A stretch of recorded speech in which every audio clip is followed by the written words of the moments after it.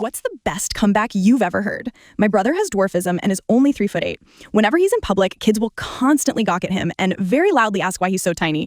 It never really bugs him, and sometimes they say things like, "Mom, did that dude shrink in the wash?" And we totally die laughing. However, some parents will try to use him as a way to teach their kids, saying things like, "Look, honey, that guy didn't listen when his mom told him to finish his veggies at dinner. You don't want to look like that, do you?"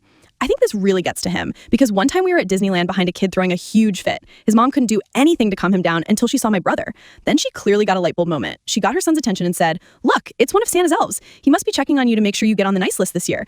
I honestly couldn't believe she just said that. And I could tell he actually bought it. The kid had his name on his backpack, so my brother looks at him and says, "It's okay, Hunter. I already put you on the nice list. And you know what? Santa actually told me you're going to be getting a new iPad this Christmas." Hunter instantly got really pumped. Then we looked up at his mom. She was furious. Don't let this one fade away. Save it now for your next scroll break and send it to a friend who'd get a kick out of it.